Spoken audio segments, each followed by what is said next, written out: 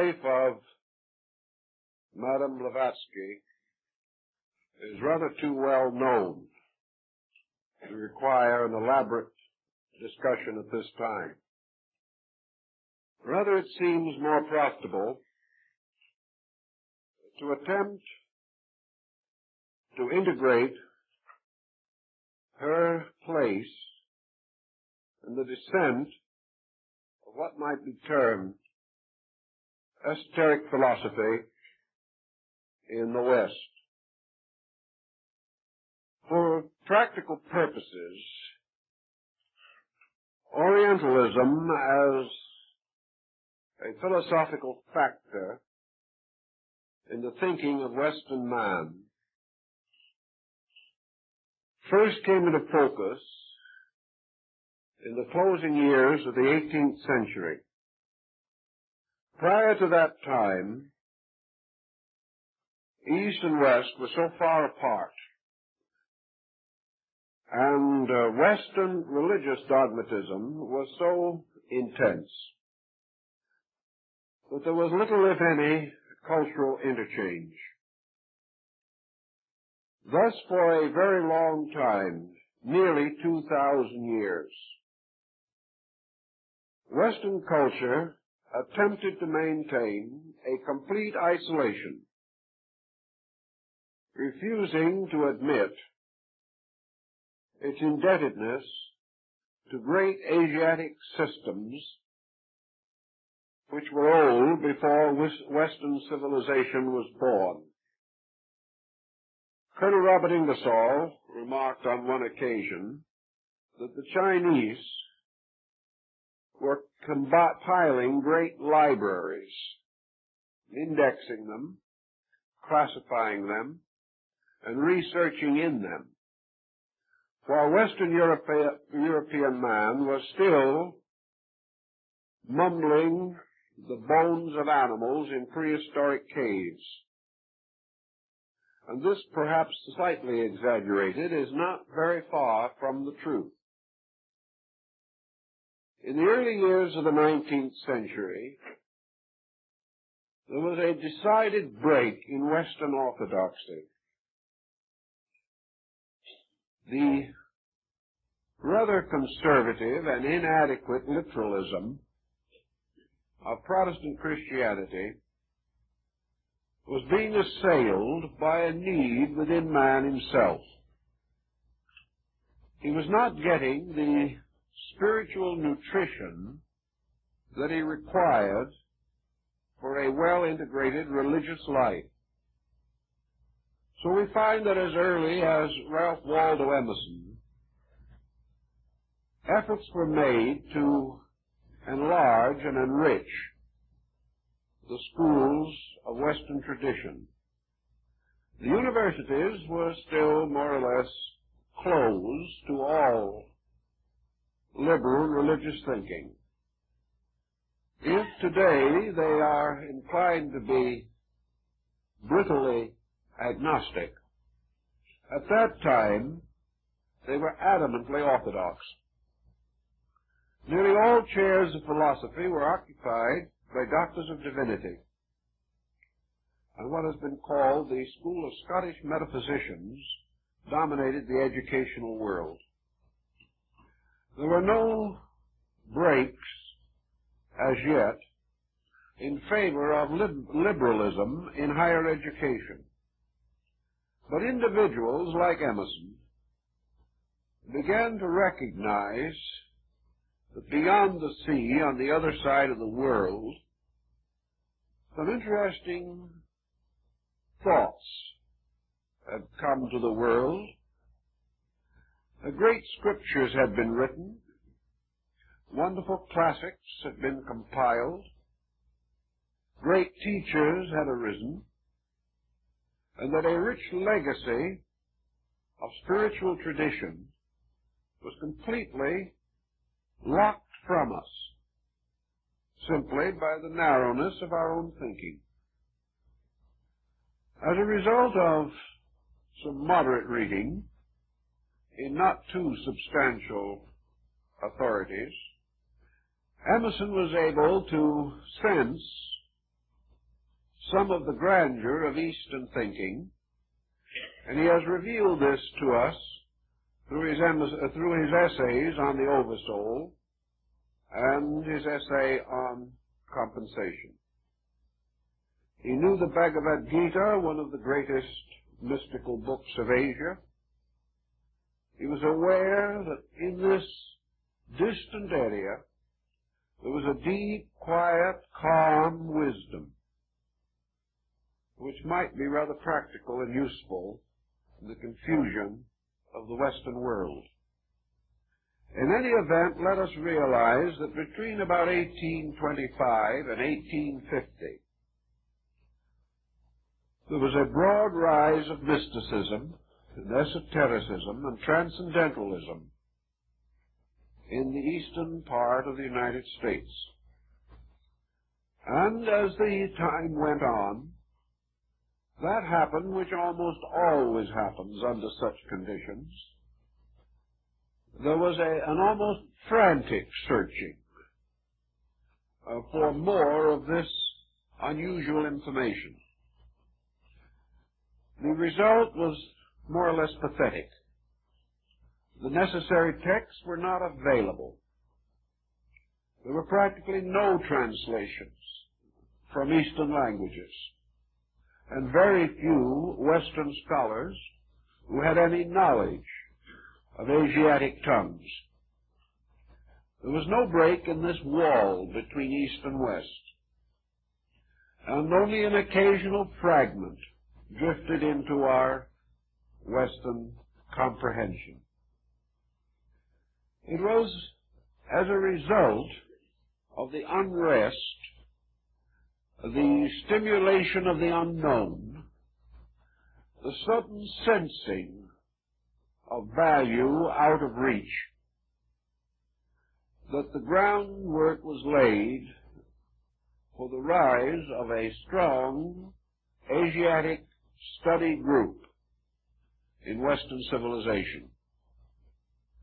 And at the critical moment when this appeared to be most valuable and most greatly desired, Madame Blavadsky and Colonel Alcott founded in New York in 1875 the Theosophical Society.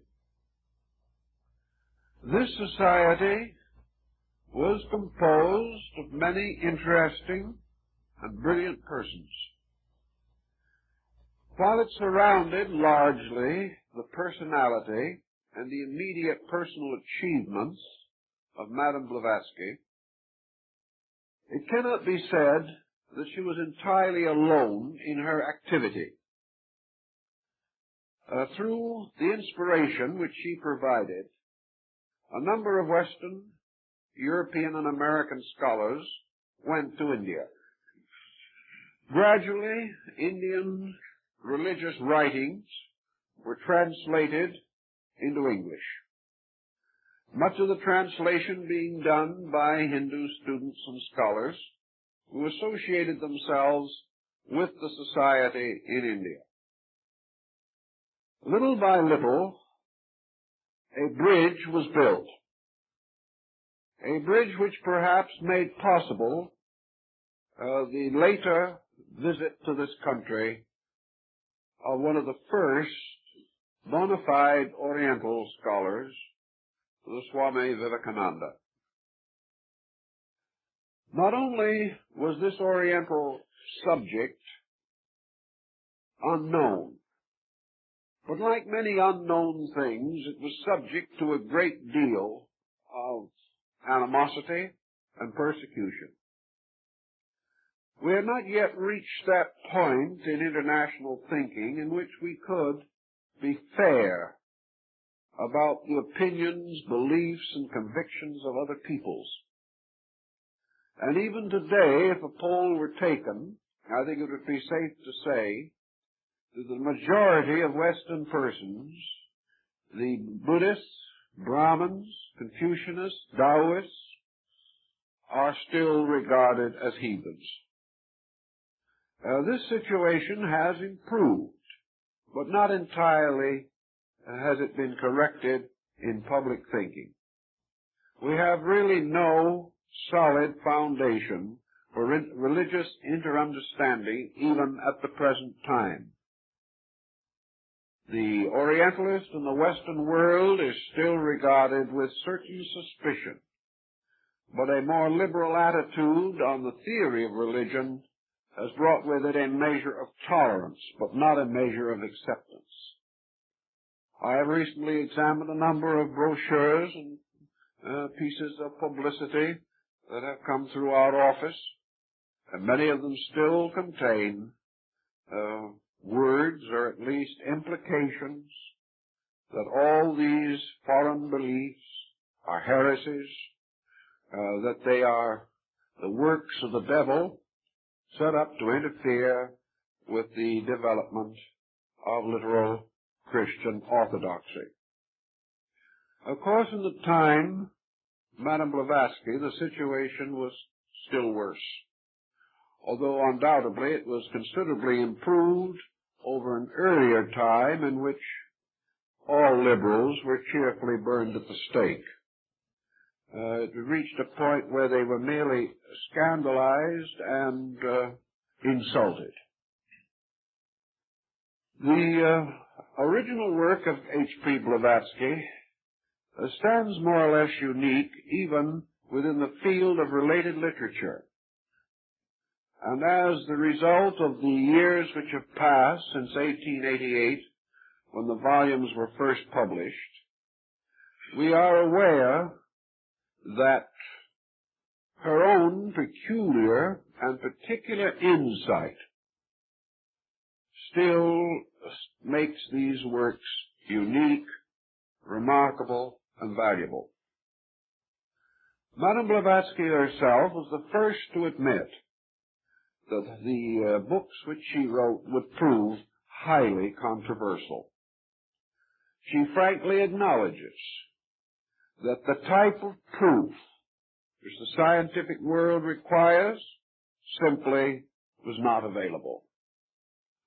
Also, that there was little to be gained by attempting to imply an authority, that it was wiser that the books should be accepted as the works of an individual, that they represented a very careful study of a vast area of ancient tradition, the landmarks not available to the average student, those that are accessible, difficult to find, and that the only possible way in which the material could be verified would be for another person to go through exactly the same procedure that she went through.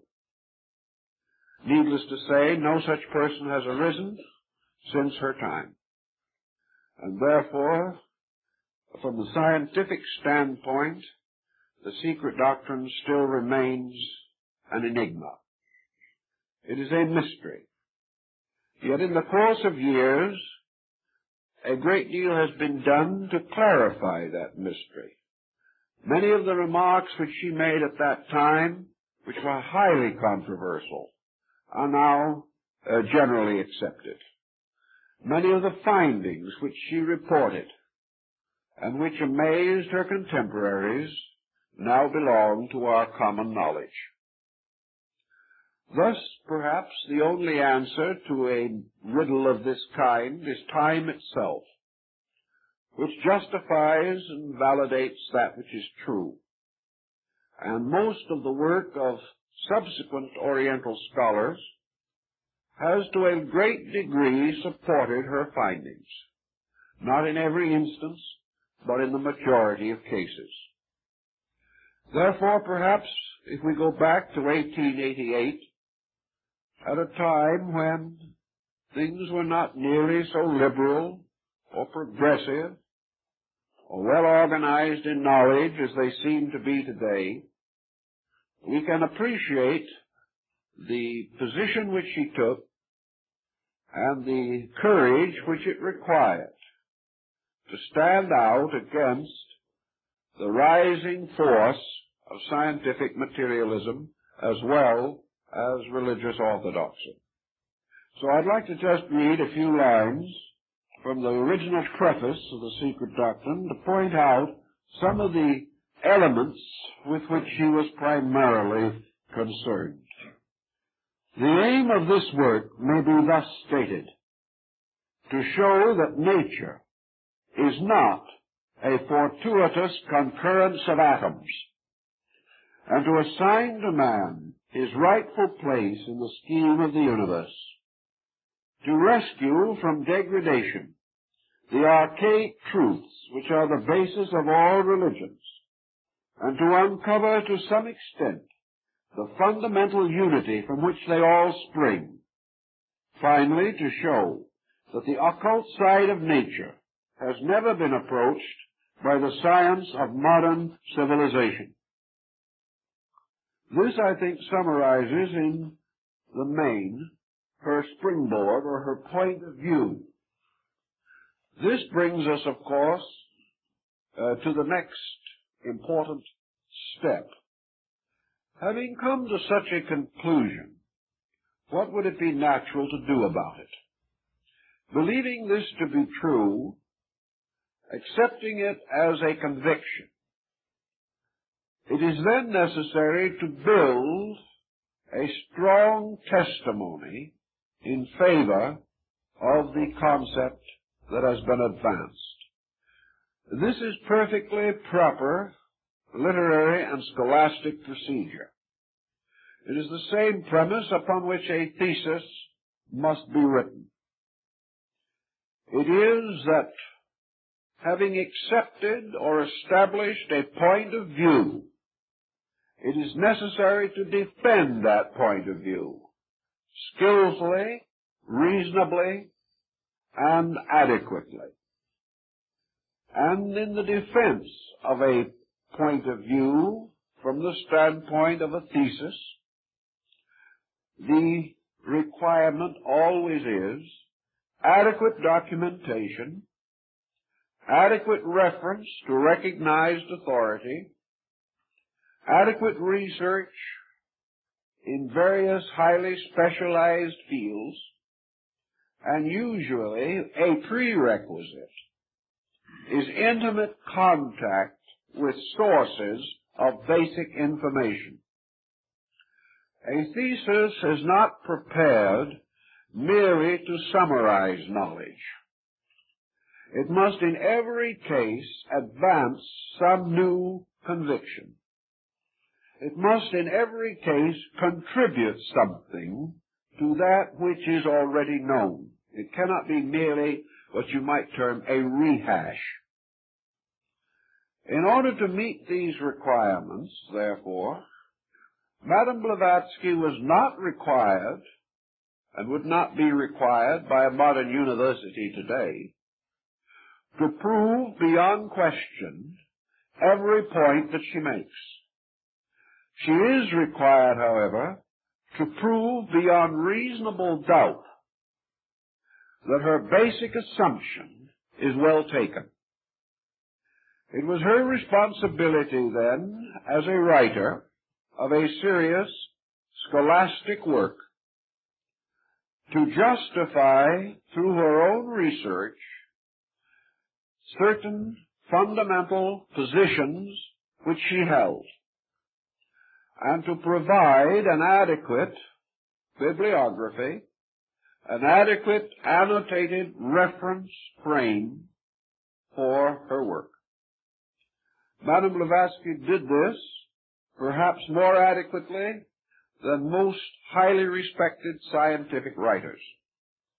And I think it would be safe to say that today, if this paper was submitted, this work was submitted as a thesis in a major university, it would be accepted. This does not mean that it would be approved as to content. But one point that has been highly controversial for many years in connection with the secret doctrine is no longer valid. Namely, that the work is not adequately presented. It is adequately presented, according to every rule now in force governing such matters. By being adequately presented in this case, it means that the book itself reveals not only thorough scholarship, but by quotation, particularly from sacred writings or from early commentaries thereon, it shows that the premise is justified from the original authorities. Also, the work indicates a large enough personal acquaintance with the areas of thought involved to satisfy even a most critical committee selected to pass upon such a work. Thus, we are in the presence of a work which, though it may be open to intense controversy, is not open to any criticism so far as the methodology of its presentation is concerned. Now, how did Madame Blavatsky come into contact with the information by which this work, these volumes, were made possible? Here we come into a highly controversial area, an area for which at the present time there is no final scientific point of view. She insists, and wrote and stated clearly, that the knowledge which she presented was set forth on the premise or foundation that she was the writer of a book, but not the author of it. She disclaimed, however, any psychic mystery in connection with the work. She simply held it to be a fact, to be accepted or rejected by the reader according to his own convictions, that the original material was communicated to her by advanced teachers, by leaders in the esoteric system of Asiatic knowledge. In other words, that this information came directly from initiated members of the secret schools of Eastern philosophy. Now here, of course, we come into a problem that even yet has not been solved to everyone's satisfaction. As yet, it has not been possible to so clearly and definitely identify these teachers that no question whatsoever as to their identity or their existence remains. These teachers were not generally known. They were not generally available to scholars. They did not act as exchange professors in any university. They taught in their own ancient Eastern way. And there is no question on the part of Madame Blavatsky that these teachers were real, that they communicated with her, that they taught her, that she regarded herself as their messenger or representative, and that through their assistance the writings of the secret doctrine and other esoteric papers of the Theosophical Society were made possible. In her own descriptions of her life and travels, she is very clear on this particular point. Others have followed in her way. Others have attempted to follow the same path and course that she followed. For the most part, however, these later travelers have not been able to confirm the stories which she told. For a long time it was denied that Madame Blavatsky was ever in Tibet, and she is still not upon the official lists of those known to have reached this country at that time. There is, however, very little doubt that she really was there, inasmuch as some years ago there was published an autographed letter signed by the Panchen Lama of Tashilampu, the second most powerful religious leader in Tibet, to the effect that she had actually been at the monastery of Tashilampu and studied there under his predecessor. This sort of settled this question, which was one of the large questions. Many will still say that the word of the Panchen Lama might be questioned. But if we go on questioning in this way, we can practically write off practically all unusual knowledge.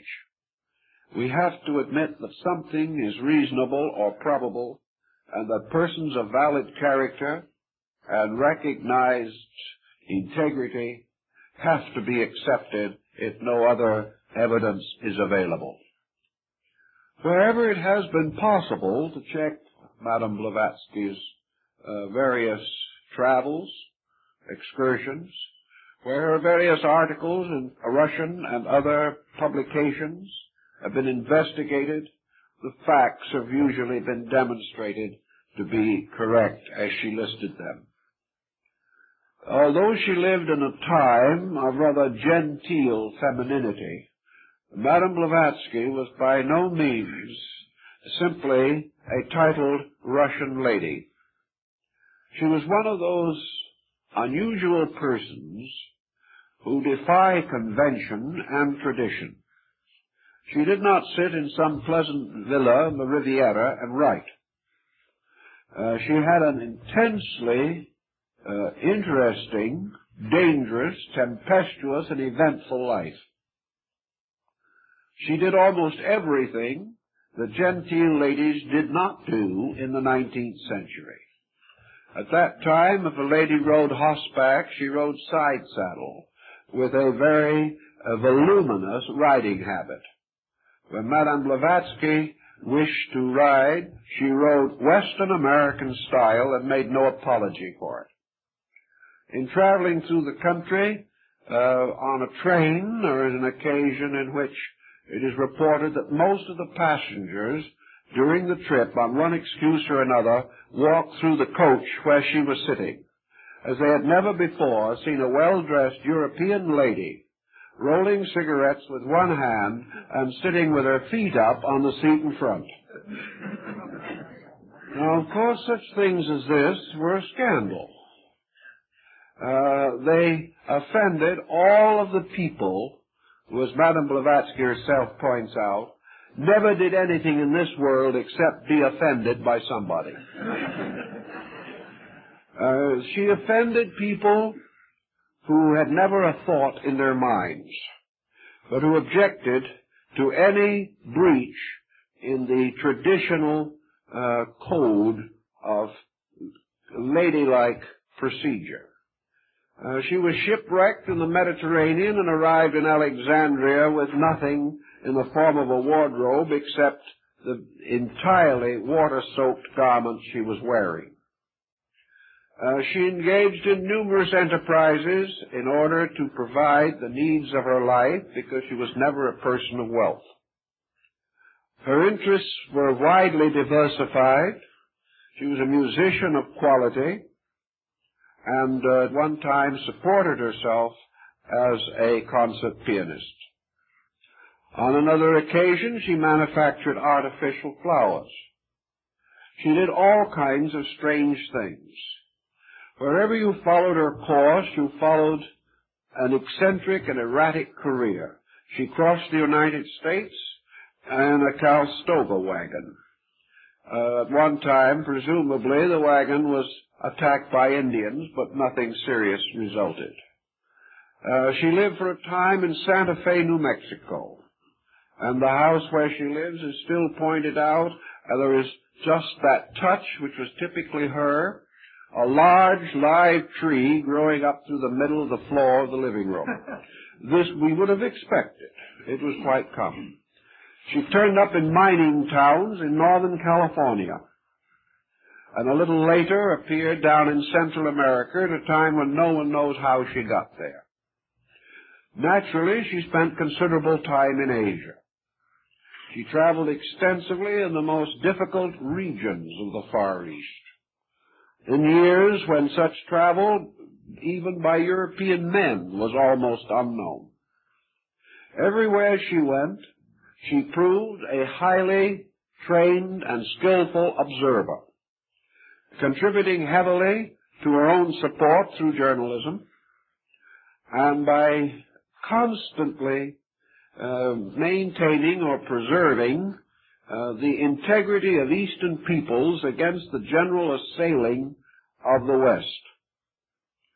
In the course of years, she made a number of very staunch and influential friends, one of whom was Colonel Alcott, who at one time was specially appointed for the President of the United States for a delicate diplomatic mission. It might be interesting to know that even after all these years, the issues around the founding of the Theosophical Society have never completely quieted down. I received word not long ago that in Ceylon this year, a special national holiday is being celebrated not by members of any group, but by the whole population of the island of Ceylon, to commemorate the work done in cause of education by Colonel Alcott. The entire festival is very largely an appreciation of the early work of theosophy in East-West understanding in Ceylon. So the work went on in its own way.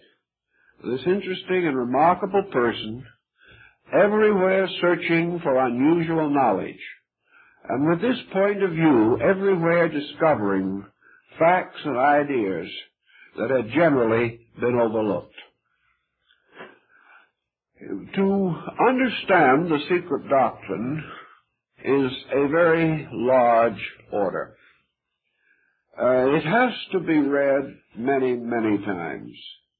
It also has to be studied very carefully, and certain barriers of terminology have to be one by one overcome by familiarity with early languages.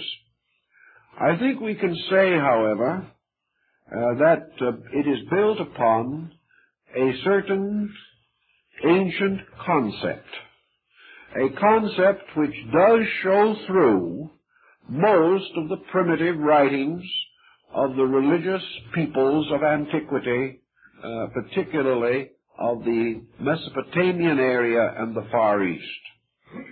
Our premise is that there was a basic doctrine concerning the creation of the universe, the establishment of the divine powers, the formation of worlds, and finally the generation of man. That these ancient records were more valid than the scientific knowledge which was possessed in her time, and of which most of our scientific knowledge is merely an extension.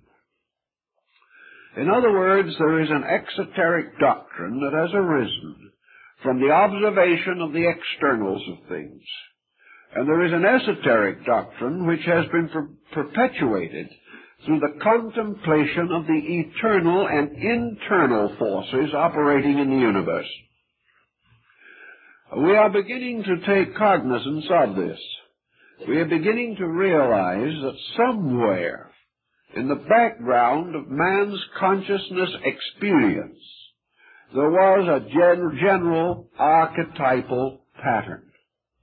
Man has within himself certain instinctive knowledge which he cannot always clearly express, a knowledge which perhaps is not even available to him for the most part, but a simple subjective realization of value, and that somewhere in the root of his own consciousness is a mathematical formula, the formula which explains his own existence.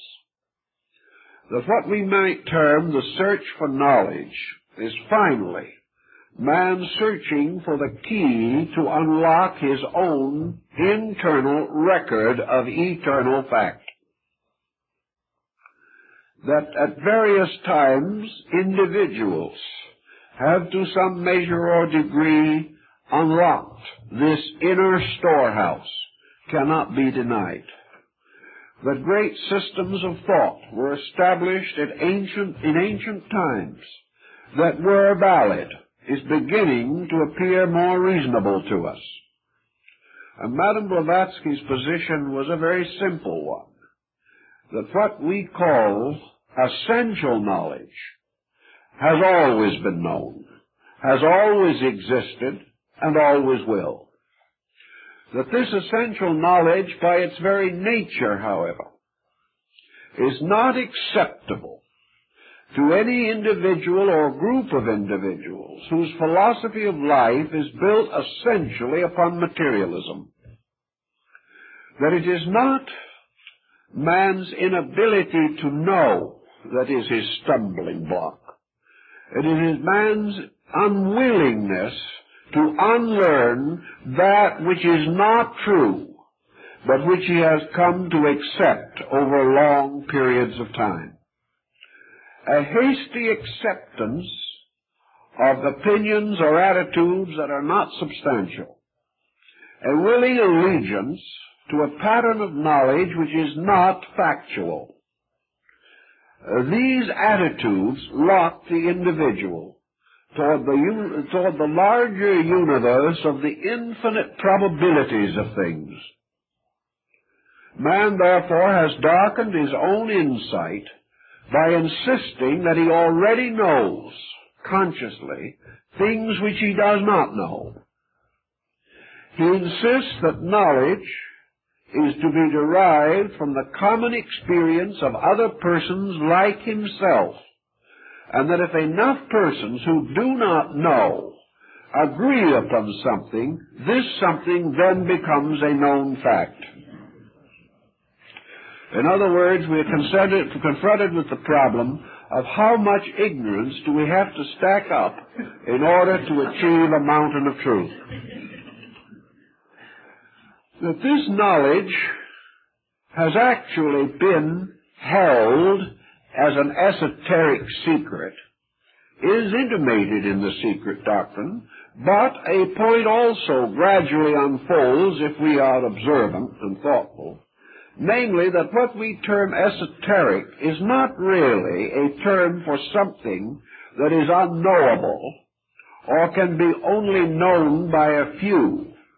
The term more generally means simply a continuing knowledge of reality which is rejected. That it is esoteric not because it cannot be known, but because we refuse to recognize it. Therefore, it remains a profound secret. Many things which we once held to be esoteric are now common knowledge, because we have gradually revised our attitude toward that which we thought we knew. Nearly every scientific discovery that we make, even now, is more than a simple extension of some previous idea. It is nearly always a statement that conflicts with a previous idea. We grow when we outgrow a mistake. And the land and world of knowledge is an area in which we are forever advancing by correcting previous beliefs, accepting the fact that these beliefs were inadequate or unreasonable, but that we did not know this. To hold on to an idea that is inadequate after we know that it is inadequate is no longer devotion, it is just plain stupidity. We are still locked, therefore, in the primary dilemma of the secret doctrine, namely the belief that all knowledge must be attained by one slow, plodding, miserable, inconsistent technique. That we must gradually know or learn through forever setting up research projects of a particular kind or nature. That we must learn and know by pounding upon the outside and surfaces of things, rather than to recognize that while research projects are useful and very helpful, their success is determined largely by the point of view upon which they are built. A research project which says at the beginning that it can only advance according to rules already generally accepted, and that it must come to no conclusions inconsistent with present knowledge, might as well fold up its tents like the Arabs and sneak silently away. It is not going to achieve anything. So in the 19th century, where we had an orthodox theology on the one hand, locked in literalism in the jots and tittles of Holy Writ, whereas Bible students were far more concerned with the preservation of orthodoxies rather than the search for additional knowledge. And on the opposite side, scientists, rising under the tremendous impetus provided by Darwin and Huxley, were fighting to rescue the universe from a sickly mysticism. While this conflict was going on, no one was very much interested in the truth. Everybody thought they were. Everyone insisted that truth was his only purpose. But it was very much like the famous story of the dove of peace that was trampled to death in the peace meeting. There was really very little actual understanding or integrity beneath the search for larger knowledge. Many persons have tried to work out, either in harmony with or in conflict with Madame Blavatsky's own premises, just what the basis of her presentation of the Eastern tradition might be. Madame, on a number of occasions, admitted that personally, in her religious persuasion, she was very much inclined to Buddhism.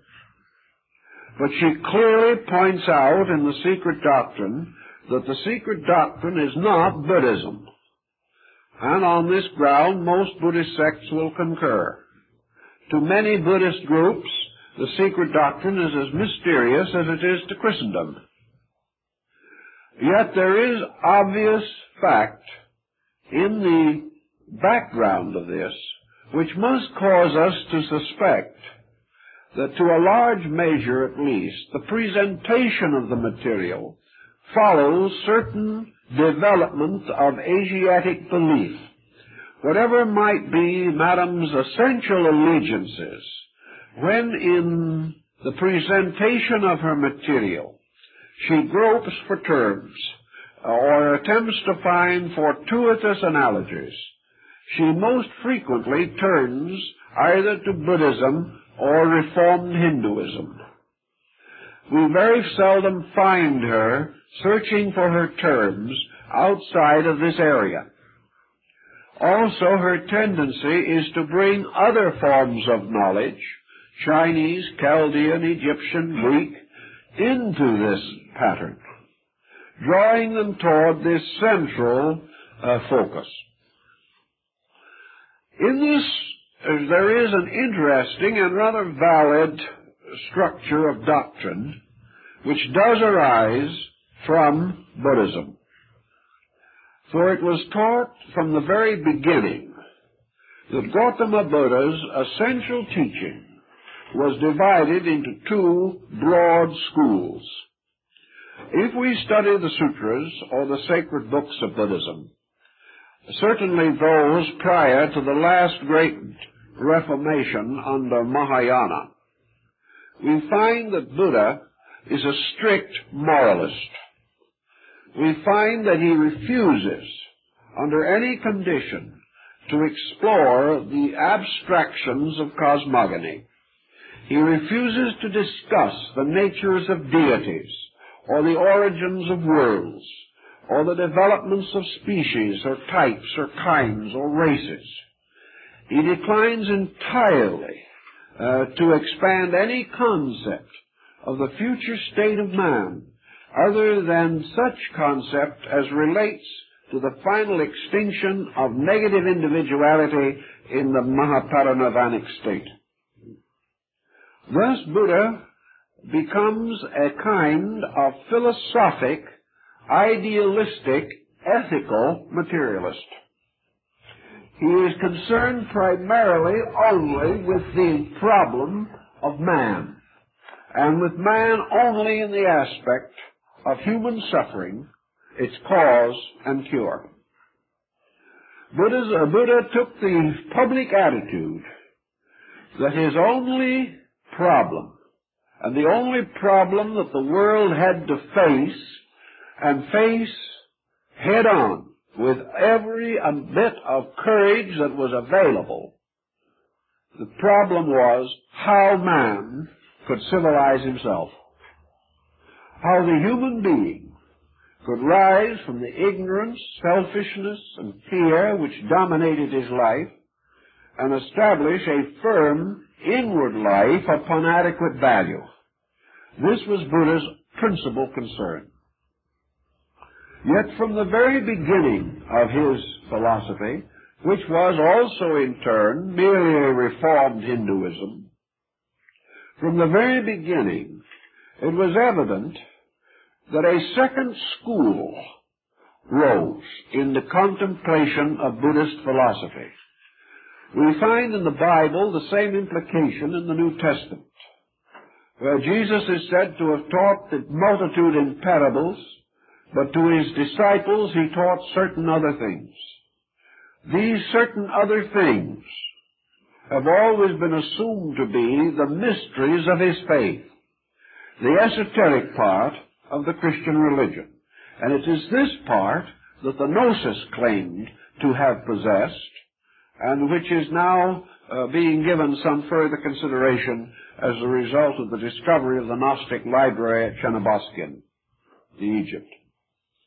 But in Buddhism, it was assumed, affirmed, maintained, that Buddha taught his disciples, or his arhats, these certain other things, that to those whom he regarded as ready, he gave a knowledge of universals, that he also gave a knowledge of the great forces and processes of creation, by means of which worlds are brought out of chaos, and the great systems of evolutionary procedure that have been preserved to theosophists through the secret doctrine in their famous concepts of rounds and races. That this esoteric doctrine in Buddhism did exist, there seems every reason to affirm. For the Buddhist arhats were initiated in the Saptapana cave, or the mysterious room or cabin of 7 rooms, which was believed to be a symbol of the human heart. In any event, Buddhism is a living example of the point that Madame Blavatsky attempted and affirmed that she could prove, namely that there has been and is, in the principal religions of the world, a solid tradition that goes back thousands of years to the simple effect that religion is both an internal and an external mystery, that there has always been a secret or esoteric instruction, that this instruction is true, and that this instruction covers not only the religious world, but contains a full statement of the nature of the material universe, its laws and energies, and therefore covers the entire area normally assigned to science. That therefore there is not only a science of nature, but a science of human nature and a science of divine nature. That the so-called esoteric tradition is the one and ultimate science, the science of sciences, through an understanding of which all other mysteries are solved, and without which the individual plods desperately against areas of darkness or areas of chaos which he cannot organize with the faculties available to him as an ordinary person. The secret doctrine then goes on to point out another situation which has been a subject of controversy since the dawn of human thought, namely that the final solution to the mystery of knowledge lies in the disciplining and cultivating of a gamut of extrasensory perception, that the faculties that we presently possess are not adequate for our understanding of the causal universe, that although we may be able to extend our domain throughout the surface of nature, that we may be able to travel to other planets, that we may force our conquest into space itself, that man's present group of faculties limits him, binds him, holds him strictly to a certain condition of the universe which is called matter. That beyond matter and such energies as display themselves in matter, or are rather obviously revealed through matter, outside of this man cannot cope with the universe. And when he copes with energies, even those that are revealed through matter, he can discover their appearances, their consequences, as the wind moving upon the surface of water can be noted from the fact that it moves the water, but the wind itself cannot be seen.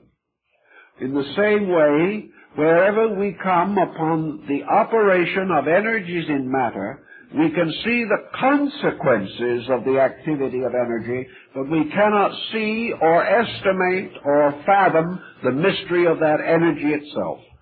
A point in case, of course, is electricity. We know what it does, we do not know what it is. And even the greatest scientist today hesitates to attempt a formal definition of a commodity that is now used carelessly and easily throughout the world. We seem to possess it, but we do not possess any real knowledge of what it is. We seem to conquer the world, but having conquered it, we suddenly awaken and find that we have no understanding of what the world is. We have our own existence. We live and grow and suffer and die, but finally come to the conclusion that we do not know even our own identity.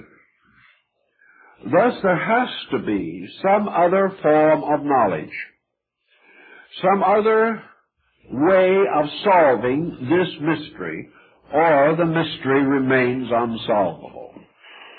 Science is inclined to take the attitude, or was until very recently, that the mystery simply is unsolvable, that it cannot be attained, that there is no actual answer, and that what we call discovery is a groping towards the unknown, with the hope, with the optimistic conviction, that in the course of some immeasurable span of time, we may discover that which we presently seek, but that there is no reason to suppose that we are going to hasten towards the knowledge of infinites, that this knowledge is simply beyond the capacity of man's finite faculties. On the basis of the esoteric tradition, Madame Blavatsky affirms that the answer lies in the cultivation of faculties latent in man, that these faculties have always been known, that arts and sciences for their cultivation have always been known, but that the secrets of these arts or mysteries have not been generally communicated, for the reason that they constitute not only the most advanced possible form of knowledge, but in a measure the most dangerous of all forms of knowledge, for they bestow upon the possessor of them all of the power and authority and influence which absolute knowledge can confer. And that in order that such knowledge should be made available, it is first necessary that the aspirant to such knowledge should demonstrate conclusively that they are beyond and above the abuse of what they know. This was the burden of the Greek mysteries, and Madame Blavatsky does not hesitate to point this out.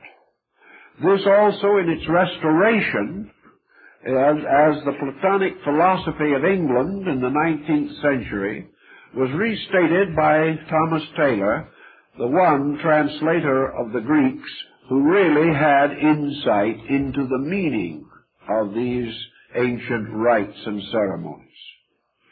But Madame Blavatsky, studying among the American Indians, observing the ruined monuments and symbols of Central America, wandering in the Gobi Desert of Mongolia, studying in the great palace at Tashilampu, talking and discoursing with the most learned yogins and Vedantic students of India, traveling everywhere, in the Muslim world, in the Christian world, in the Buddhist world, and in the Brahmin world, was convinced that she had discovered clearly the landmarks of this esoteric discipline of life, by means of which man alone can come to the apperception of truth. Madame Blavatsky also realized that there is further proof of the availability of this extrasensory band in man's consciousness. And this proof lies essentially in the sphere of classical mysticism. There has always been a few persons who have possessed the power to demonstrate these extrasensory faculties to a degree. There has been always somebody carrying on research or experimentation in this area. There has also always existed in the world a group of people who, by the peculiar validity of their mystical dedications to truth, were able to break through the veil that the mind of the scholar could not penetrate. And the scriptures of the world, including our own and the old Jewish scriptures, all indicate the existence of prophets, of wise ones, of learned and good persons who communed with God, or who went forth into the wilderness and fasted and prayed and received revelation. That therefore we do have a fairly substantial body of evidence indicating that man, by a certain kind of life, by a certain devotion or dedication, by conduct rather than by concept, is able to attain an intimate perception of spiritual mysteries.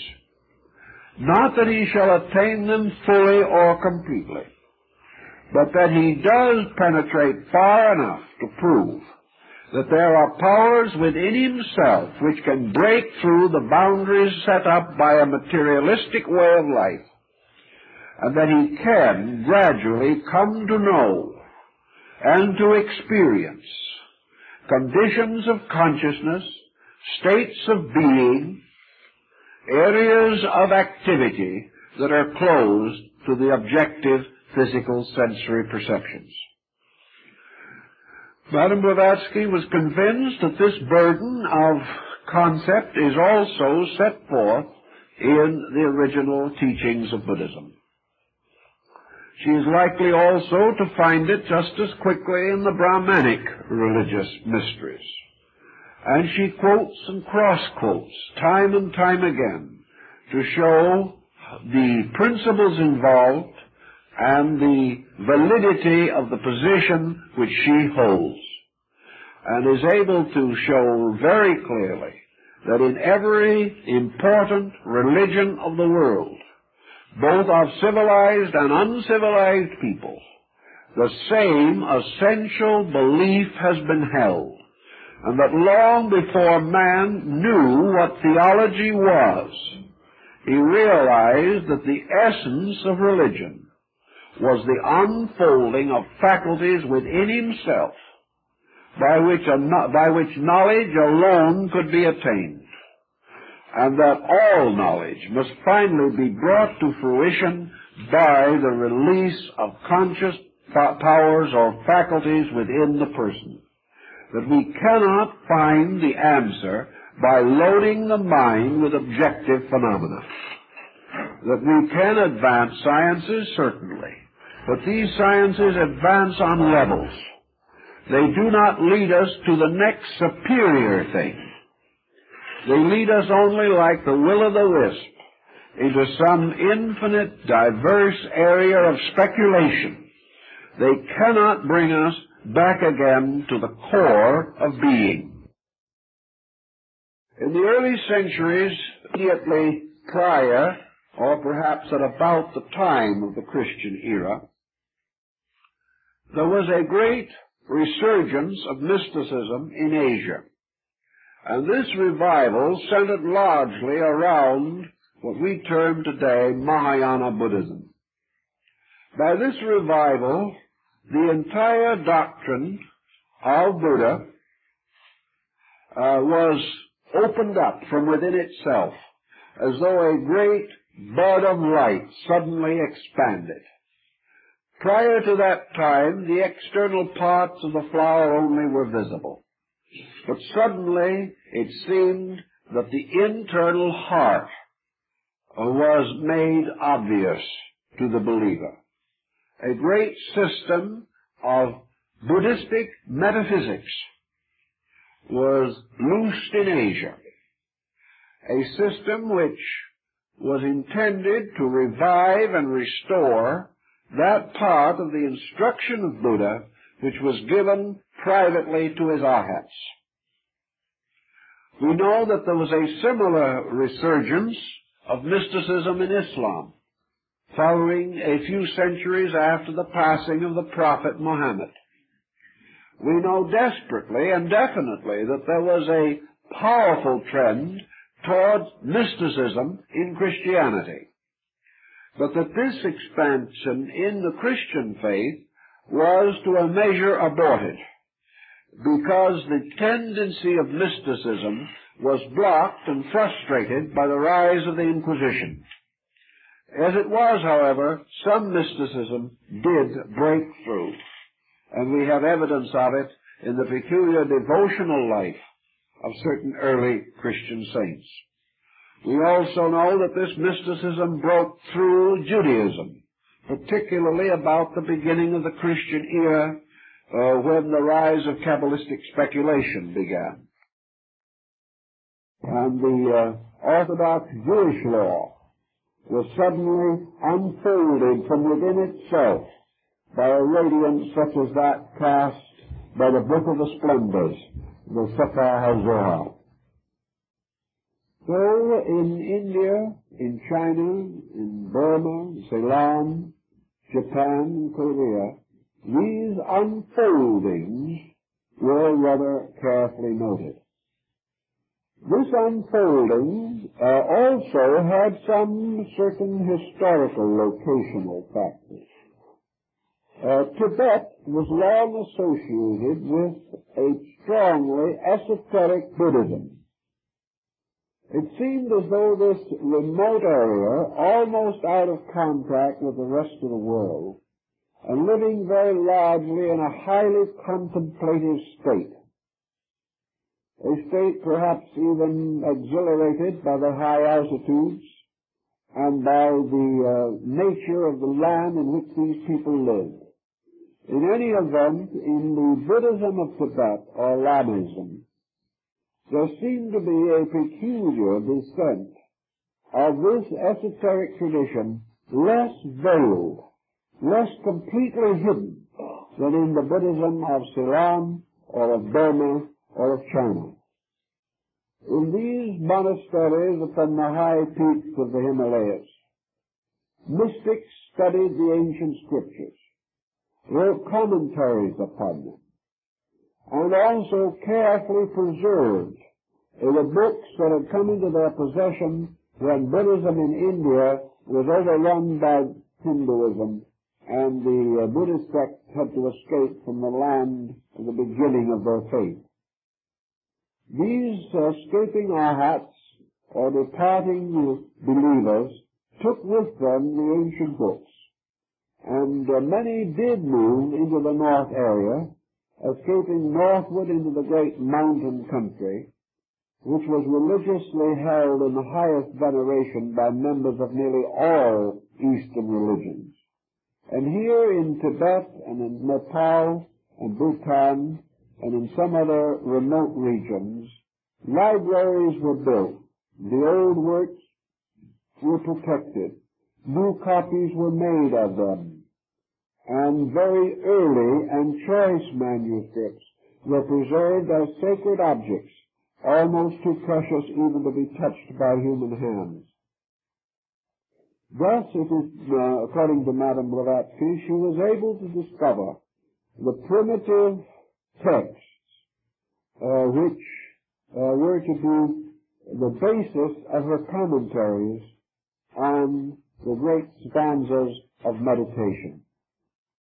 Here were the archetypal records of the primitive belief of religious man in Asia.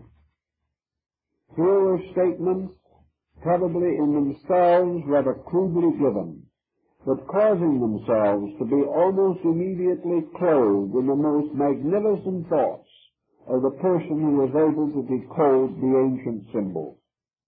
Madame Blavatsky describes how these actual manuscripts were, that they consisted principally of designs, figures, and emblems, each of which, however, became part of an important sacred text when it was possible for the consciousness of the reader to fill in that which was not only between the lines, but locked within the mysterious artistry of the originals.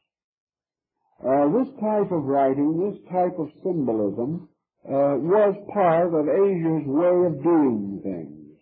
It has never greatly altered, and in most of the libraries and museums of India and Burma today, similar writings can be seen.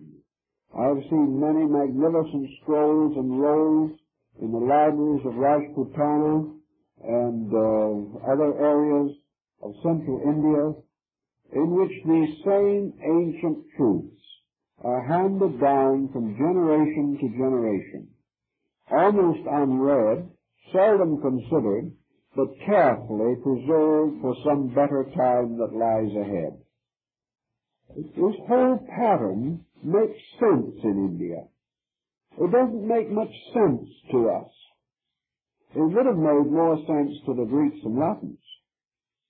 But after we began to fragment knowledge, after we began to break it up into schools and systems, and after the rise of humanism, which caused us to turn with infinite fascination to the physical phenomena of existence, these old, musty, forgotten records just didn't mean anything. We were so certain that the little that we knew was enough. We were so tremendously concerned with a small discovery that we forgot that the great mysteries of life flowed on unsolved. We were so proud of what little we did know that we forgot to be humble in the presence of the infinite expanse of the knowable, which we had not even touched. Now, in India and in through this whole area, there was for a long time a mysterious school of the Parashakta, the school that is supposed to have been revealed by Narayana in the Iron Tower. This school also mingled its streams with another very ancient Eastern transcendentalism called Tantra. And out of the minglings of these different systems came a magic that little by little degraded into a sorcery. But the great mysteries of the Kala Shakta or the wheel of time, were in themselves valid. And out of these mysteries came most of the secrets of yoga, most of the ancient magical arts for the unfoldment of the locked potentials of human consciousness. From this system in Asia probably also came most of the disciplines and religious doctrines that finally reached the Mediterranean and Greek areas to cause the rise of mysticism in North Africa, the Hermeticists and the Gnostics. At the present time, objectively and exoterically, the Tantra is probably best represented in one of the powerful Buddhist sects of Japan. That sect is the Shingon, or the Shingon-shu. This is called today by the same name as that which was given many years ago to the book by Mr. Sinnett, a theosophist who studied with Madame Blavadsky. He published a book called Esoteric Buddhism. When you were asked in the Orient today, particularly in Japan or China, what is esoteric Buddhism, they will point to the equivalent of what in Japan is the Shingon-shu, or the mysterious sect that was founded by the great Japanese transcendentalist Kobo-daishu.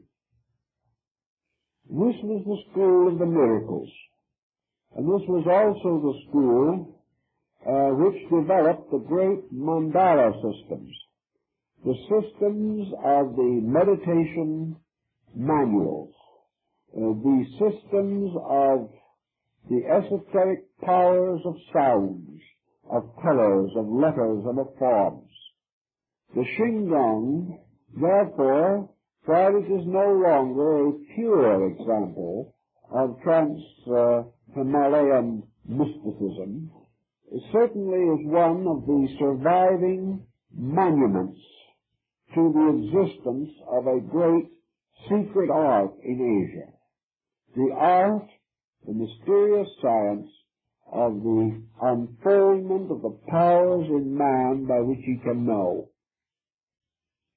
Now, Madame Blavadsky, in her own writings, except in the case of the esoteric instructions to her disciples and personal students, does not go too greatly or too deeply into what we would term today the Shingon-shu or the Zen-shu systems of thought.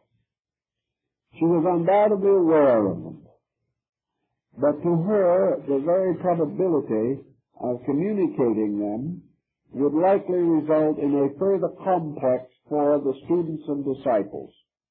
She realized that on the one hand, these sects had already passed through certain deterioration in Asia, such as they had marked the descent and gradual decline of Taoism, and that furthermore they represented concepts and attitudes utterly beyond the comprehension of the average Western person of the 19th century.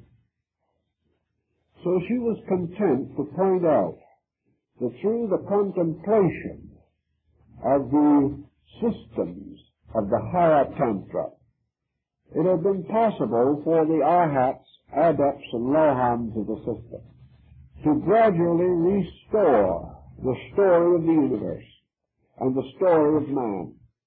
That this knowledge essentially came not from ordinary books, not from ordinary communication with other persons, but through inward meditation, through the gradual strengthening of the resources of the person to the inner contemplation of the mysteries of universal procedure.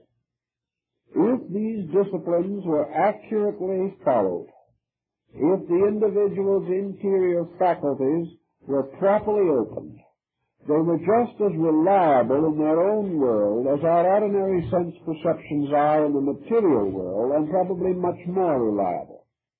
Very few people question what they see with their physical eyes. Nor is there any greater reason to question that which the individual can see if the eye of the dogma or the eye of the disciple is opened. Therefore, there is an eye which sees into the causes of things, just as surely as there are two eyes, by means of which we see into the world of effects around us, these two eyes making possible a certain stereoscopic dimensionalism in the things we see. As the inner eye sees not in terms of dimension, but in terms of quality, it is not necessary that it be doubled. But just as surely as man sees with this single eye, his body is filled with light. So the eye of the disciple or the student, if it can be internally opened, reveals to him the universe of causes. The moment such a universal mystery is unfolded, it becomes obvious that he is in the presence of values, situations, and conditions which simply cannot be communicated. We have created a language which was essentially intended for the ordinary transactions of physical life. We had originally gone a little deeper because we had based our earlier concepts of language upon the remnants of old esoteric traditions. So through the classical world of thinking, we did develop a bilanguage system, or two languages, for the administration of our affairs. The Egyptians had their common language, and they also had a sacerdotal language and a language of emblemism for their priests. As Dr. Preston told me in the reading of Egyptian hieroglyphics, we are by no means certain that each glyph does not have two different meanings, and that one of these meanings concerns itself with a deeper aspect of Egyptian metaphysics. This is not yet certainly known, but it is quite probable that the Rosetta Stone was not the end of our search for the knowledge of the Egyptian language. We also know that through the medieval period, we used what might be called the common language of various countries, but scholars use Latin as a language set apart from barter and exchange for the contemplation of abstraction. We have no equivalent of this today. True, we have a larger vocabulary, but this vocabulary has been built up almost entirely by the compounding of terms relating to physical phenomena. Therefore, nearly everyone working with abstract or creative, philosophical, or religious problems has difficulties with wording. There is no way in which we can be even reasonably sure that we can convey an abstract idea by means of words from one person to another. Zen does not even attempt it, rather taking the attitude that all the communication of essential knowledge must be by internal, superphysical faculties. The same thing is true in every case of esotericism. There, gradually, a knowledge of universal mystery unfolded. It was necessary to build, by degrees, a vocabulary to interpret it. The moment a mystery was placed in the common words of any people, or placed in any readable or comprehensible language, it ceased to be esoteric. It then became part of the common body of knowledge, for it was esoteric only as long as it was unwritten, as long as it was communicated only to those having attained a certain esoteric standing themselves. So the secret doctrine, as H.P. Blavodsky unfolds the book, cannot actually be regarded as an esoteric book. She points this out very definitely. It ceases to have esoteric status the moment it is printed. But it does contain, and I think research will justify this beyond any question of doubt, a great deal of material that had been borderline esoteric material for a long time. A material that was not entirely locked within the ancient schools, or which had gradually, over a period of time, been legitimately released. For these schools, at various times in their development, finding that humanity, by its own evolutionary process, had made certain natural attainments, released levels of this knowledge, releasing mostly such levels as had immediate utility for those evolving forms of life that required them.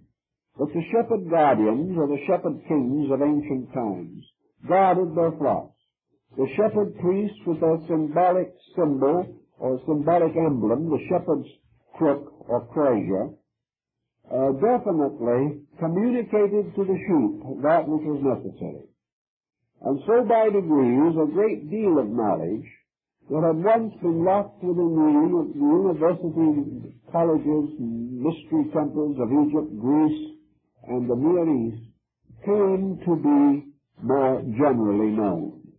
It is this gradual revelation that gave us, for instance, mathematics, gave us astronomy, gave us music, gave us by degrees the secrets of ancient medicine and law, made possible a variety of achievements for men. The great moral and spiritual codes of the world were originally part of the mystery tradition. But as man reached the point where he needed them, they were revealed to him by the anointed and initiated teachers, sages, prophets, and seers of his race. So man gradually gained a certain knowledge of these esoteric matters.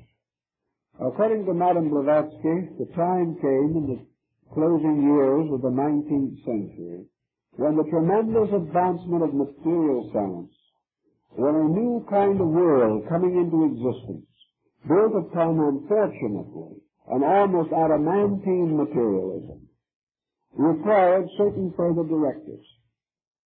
That these directives meant that for those who had the insight, for those who had the natural inclination, for those who realized the importance of a better kind of knowledge, something had to be available. Man will never cry out to heaven for guidance sincerely without receiving guidance.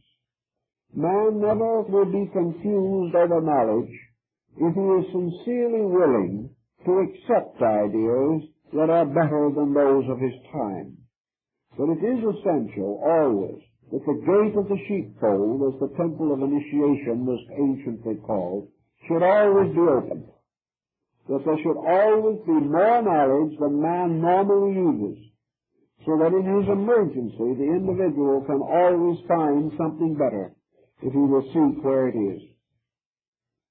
To act then is a tremendous counterbalancing force, not for the majority, but for those who were dedicated to a higher concept of life. The adepts of the Eastern tradition resolved to make a revelation of knowledge, making it in one of the most astute, interesting, and incomprehensible Zen-like ways that you can possibly imagine. And here is again where the secret doctrine has a very valuable psychological pattern to point out. It is always possible to assume that a great teacher, a great Mahatma, priest, a great initiate, could appear in the world in proper person with all necessary credentials and be able to prove his reality, his integrity, and his validity beyond question. It would be perfectly conceivable that such a person could arise, that this person could perform before any group of persons evidences of superphysical attainments, could reveal forms of knowledge and insight that simply could not be refuted. That in the presence of the greatest skeptics, this type of person could prove conclusively the reality of esoteric powers and faculties over material obscuration. It is conceivable that this could happen, that such an adept could raise the dead, could cause any phenomena that he wanted, could force extensions of consciousness upon the benighted minds of other people, that by degrees the authority, power, and dominion of such a person could be so absolute, and his power of self-protection so complete, that he might even theoretically become ruler of the world if he so desired. Nothing could oppose him, no secret could be kept from him, no resistance offered by others could touch him. Therefore, he would stand immovable. But this very circumstance in itself, did it occur, would be absolutely fatal to the entire development of the human being. Because man, by his own nature, by his own needs, must grow to certainty. And this growth must arise through a series of constant changings within himself. It would be 1,000 times more detrimental for anyone to meddle with the trial and error patterns of human procedure than it would be for a parent to attempt to dominate a child after that child is old enough to take care of himself. Every effort to help would end in hindrance. Every effort to control or direct would frustrate the natural growth of the person and force him into the bondage which must always exist, in which the weak is in slavery to the strong. Also, the most important point of all would be that the development of the human faculties, which must develop sequentially, would be disturbed if for any reason a sudden enlightenment struck the individual by whose nature such an enlightenment was not justified. Thus, every degree of knowledge, every degree of insight must be earned. All learning must arise from a yearning to know. It cannot rise from a dictatorial impression of knowledge, even if this knowledge is correct. The experience of discovery is essential to the conscious growth of every creature. If this experience is taken away from him by dogmatic or dictatorial means, the individual is cheated out of his own inevitable need. Thus, it would be no part of the esoteric school to attempt to save man from himself, or to force a state of grace upon a creature whose own conduct did not justify it, or whose own incentives did not voluntarily lead him to it. So there could be no such a dogmatic dispensation set up.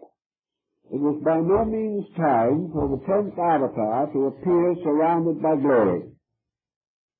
Because even if this resulted in immediate world peace, the purpose of evolution would be frustrated. Because the purpose of evolution is that it shall end in peace, but that this peace shall arise from the unfolding consciousness of the individual, and not from dictatorial legislations by arbitrary powers. So in the presentation of the material in the secret doctrine, there could be no essential emphasis upon authority.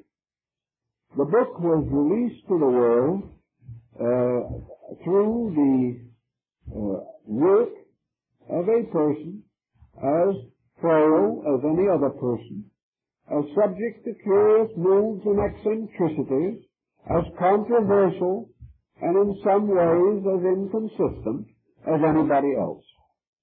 It was a work which could be rejected with enthusiasm by any individual who wanted to pick it apart.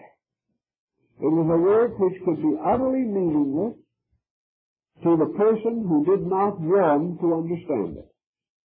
It also could be utterly meaningless to an individual who was not interested enough to find out what it meant.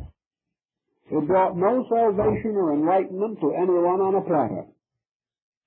It gave no assurance of anything.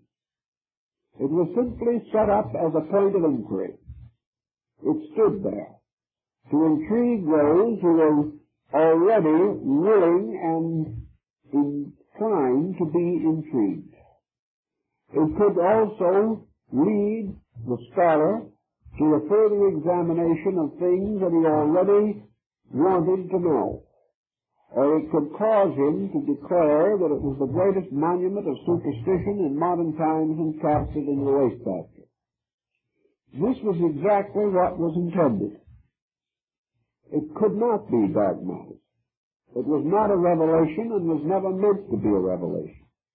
It was, however, another availability, something that the individual might turn to, might find intriguing, and might for him summarize the long course of knowledge which he had already followed, and give him certain incentives to investigate further into the unconditioned world that lay ahead. Actually, the structure of the secret doctrine is divided into two essential parts, of which the first is properly termed cosmological. It has to do with the cosmogenesis, or the formation of the universe out of its own roots. In this concept is set forth practically all that is available in the wisdom of both East and West. We find here the concepts and speculations of the Greek astronomers and cosmologists. We find everything from Hesiod to Ptolemy. We find the contemplations of Plato and the extraordinary investigations of Pythagoras. We find a careful estimation of the rates and merits of Aristotle, Euclid, and all the other group. We also are given an insight into the points where these documents have been, in the course of time, either misinterpreted or intentionally distorted. We are helped to understand how the translations of these ancient writings have been heavily influenced by indoctrination, or by special beliefs, or by antagonisms, so that we cannot trust the modern prejudiced translator as being in all cases a valid witness for the subject with which he is presumably concerned. We also find the cosmogonies of the Vedas. We find the ancient doctrines of the Avestas, the teachings of the Chinese and the Buddhists relating to the origin of the universe. We are confronted with the problem which has always been the root of all cosmological uncertainty, namely the possibility of a creation emerging from the absence of itself. How did the beginning begin? How was that which was not to engender that which was? Can you ever assume that there was a state in which nothing existed? All of these speculations are finally brought together under the concept of the Tibetan tantric system. And the great laws of cycles, the great processes of the days and nights of Brahma, the emergence of the universe as the great breath, the setting up of the great geometric patterns in space by which worlds were generated, all of these processes are discussed and described, not originally, inasmuch as there is really no indication that this represented an original system devised by the writer. It is simply a magnificent gathering together of threads, of strands, of fragments, until a common form is established, into which the systems of the Greeks, the Hindus, the Chinese can all be fitted into a master concept. A concept which includes them all, leaves out nothing, and requires no essential compromise of basic ideas. Out of this entire concept comes this tremendous pattern of the living universe, of a universe extending far beyond anything that we can conceive, a universe of systems upon systems, all of them essentially great units of consciousness, and that from the basic consciousness of each of these units vast systems of creation emerge.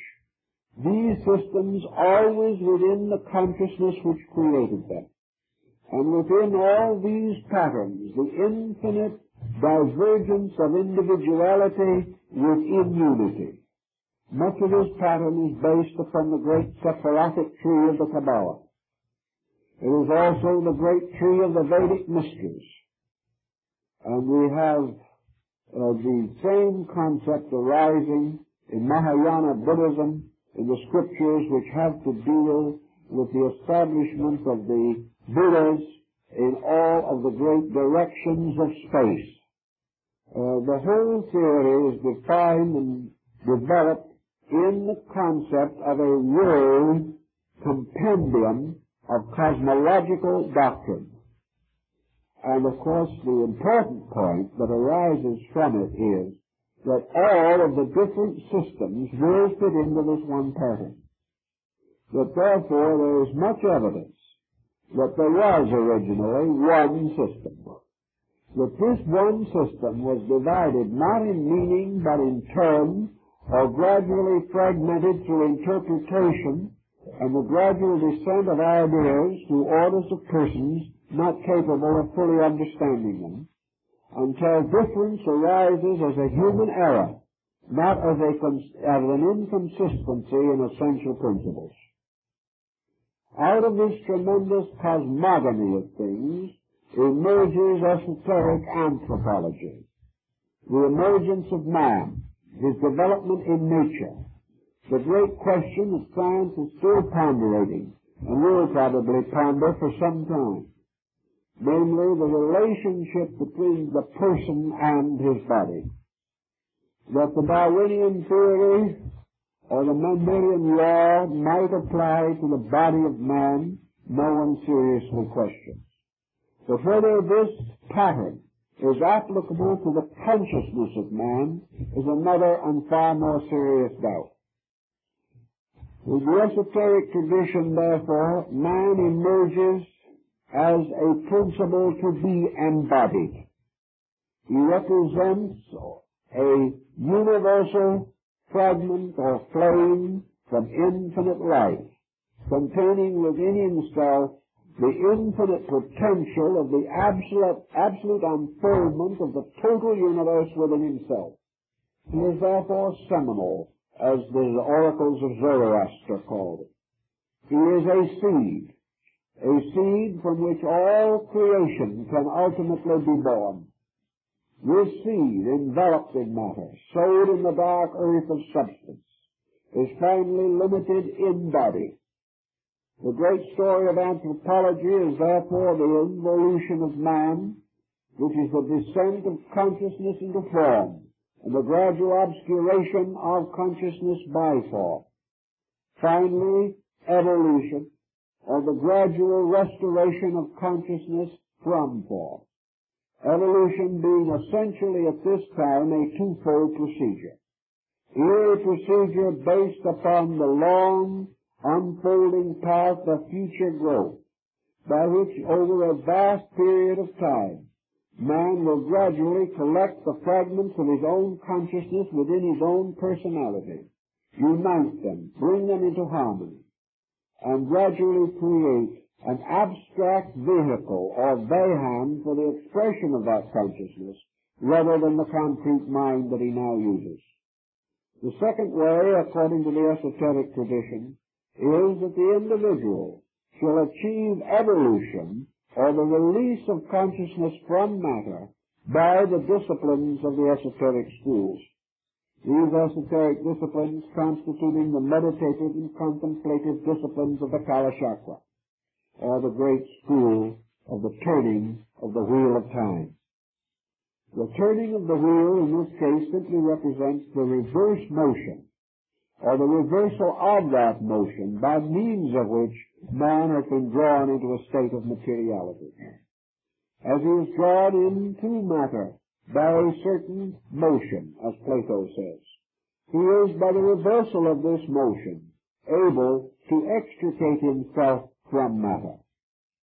This discussion and the problems involved in it constitute the natural development of anthropology, which moves gradually from the consideration of man as the anthropos, or the being, the person, to the development of man as anthropos, son of anthropos, in the Gnostic system, namely the emergence of the psychic man, in the man of mystery, the invisible man, the man of crystalline glass of ancient alchemy. Therefore, out of the mystery of matter rises the mystery of man as a psychic being. By psychic in this case we do not mean psychic in the sense of possessing psychic powers, but rather as the psychological psyche, the soul man. And the point of importance being that man will ultimately move his center of function, his center of awareness, or his center of polarization from the physical focus to the psychic focus. When he does this, he will find that he is living in a new world. He will find that gradually the old world will fade away as the ancient forces perished in the void according to the Zohar. Man, therefore, does not dissolve a world, but the world seems to dissolve itself. The individual does not depart, apparently, into some other place. He stays and the world leaves him. Actually, however, the entire release of the psychic entity is a conscious living achievement of that which for most persons is possible only in the transition of death. Therefore, the prophets of old are said to have been taken to God without death, because actually and esoterically, the ritual of initiation and the ritual of the death ceremonies were regarded as equally symbolic of the same psychic procedure in man. Thus, the release of man from body is a resurrection, a birth anew into a psychic existence, an existence in which soul power dominates all other consideration. The achievement of this is possible according to the Kala Chakra only to the Arhat, or the Adept, only to the initiate of the mysteries. And this way of initiation is not open to the inquirer. There is no way in which, at this time, these teachers can be reached or communicated with by those other than the ones they themselves choose. The problem of choice, therefore, rests with a force or faculty beyond us. And the individual can only rely upon the development of his own integrity as a means of gradually coming in contact with these processes. The reason for this, again, is perfectly obvious. That under the present existing materialism, while our psychic code is what it is, while our moral levels are what they are, while our sense of ethics remains in its comparatively undeveloped state, any possibility of the extension of our faculties or the increase of knowledge would only further hazard the survival of our species. There could be no possible way to prevent the abuse of force unless the force was guarded in its own way by the only guardian that can protect force, and that is the absolute integrity of the individual. Therefore, until the person is above misuse, he will never be able to secure the power which he can misuse. What he might commonly regard today as the accidental attainment of a transcendent or transcendental power merely means that perhaps from one of many possible causes there may be flashes of insight, or there may be temporary contacts with transcendental factors. But these are not dangerous for the most part unless they are violently misunderstood. They are not dangerous because the individual cannot control them. Even though he has the experience, he cannot repeat it. Even though he sees something, he cannot systematize what he has seen, nor can he interpret it correctly. Therefore, if there is a physiological or psychological experience, the individual is still protected. He is protected by the fact that the experience may reveal to him some meaning, some value greatly to be desired, some hope of future growth greatly to be longed for. But it does not provide him in any instance with the machinery by means of which he can control it. This machinery belongs only to the deepest aspects of the various tantra or of the Kalachakra school. It belongs to disciplines and ways of life which has to be lived. And the individual who is not able to live them cannot endanger himself except by delusion. He can imagine things that are not so and greatly injure his own life. That is why so much of this material and all of the actual keys to it, even in Asia today, where there are schools working with it, are held in secret. Because the proof of man's inability to handle knowledge has come merely in this physical world. What we have done in the field of electronics is obvious evidence that we cannot be entrusted with the thunderbolts of Zeus. We cannot be entrusted with powers over energies 1,000,000 times more splendid than any atomic fission or electronic process we know today. We cannot be trusted. But nature also knows that when we get toward the world of causation, behind which lies the secret doctrine, this bridge between the objective and the subjective in our own consciousness is guarded.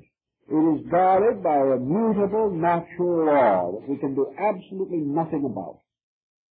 And if we would cross this bridge, we must be like the Egyptian entering the wonderful fabled lands of Amenhotep. We must have the right word to the keeper of the gate. We must be able to answer the right questions, and we must answer them correctly. We must have received that degree of knowledge which enables us to make this transition. Otherwise, we could not be trusted very far or very long. But nature is not locking man away from something that he deserves, for the simple reason that the whole process of nature is accomplishing this end. Every living thing, according to the esoteric school, is equally moving toward salvation. There are no lost souls. There is no individual who deserves better than he gets. There is no person who is all ready for knowledge when no one has noticed it.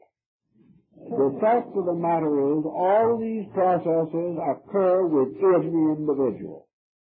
And it is only through himself that he can enter the magic world of the esoteric tradition. Now, there is much more that can be said about the subject, but that's about all we can do in the time we have, and I think that is perhaps the great lesson that is left within the story of the secret doctrine. And thank you very kindly, and we'll see you again one of these days.